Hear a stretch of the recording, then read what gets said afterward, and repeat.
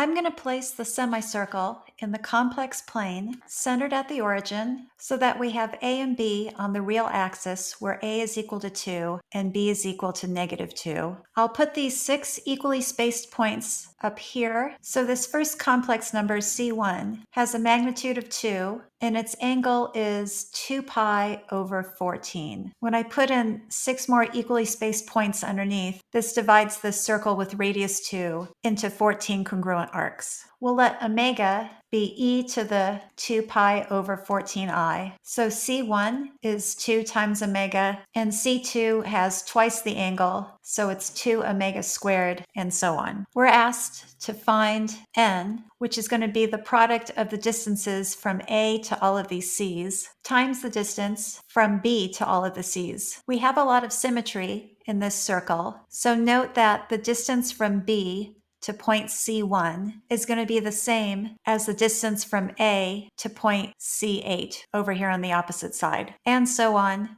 so that the distance from B to C6 will be the same as the distance from A to C13. And we'll make that substitution here in these products, so we're only finding the distance from A to all of these complex numbers. The distance between two complex numbers is just the magnitude of the difference. So we'll substitute 2 for A and all of these C's in terms of their exponential numbers. So C1 is 2 omega. For AC2, that's going to be 2 minus 2 omega squared, and so on. We note that we can factor out a number from the magnitude. We have all of these distances multiplied together between A and all of the numbers on this circle except for A and B. That's 14 minus 2, or 12 factors. So I'll factor out 2 12 times. We also have that the product of the magnitudes is equal to the magnitude of the product of complex numbers. So I'm going to find the magnitude of this whole product, 1 minus omega, and so on. Let's briefly review roots of unity. These are the solutions to a power of x, let's say x to the 14th power, minus 1. We call these the 14th roots of unity. These are equally spaced around a unit circle in the complex plane. This point here is omega to the 0 power, which is 1. This is omega to the 7th power, which is -1. And the rest of these roots are just powers of omega. Since these are solutions, we can factor x to the 14th minus 1 with all of these roots. Let's divide both sides by these two factors. So on the left, we have x to the 14th minus 1 over x minus omega 0 and x minus omega to the 7th power. This is x minus 1 and x plus 1. We can also factor x to the 14th minus 1 as the difference of powers of 7 by factoring out x squared minus 1 and these remaining powers of x squared. So we have x to the 12th, x to the 10th, and the other even powers of x as our second factor. So now we have two ways to write x to the 14th minus 1 over x squared minus 1. We can write it using all of these factors, except for the ones with omega to the 0 and omega to the 7. And we can write it as the second factor here. Let's let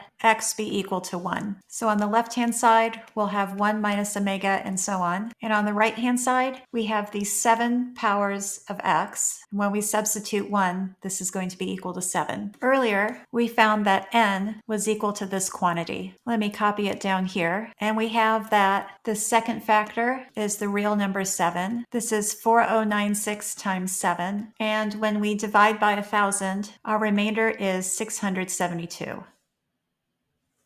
If you'd like me to solve any other math contest problems, please leave them in the comments.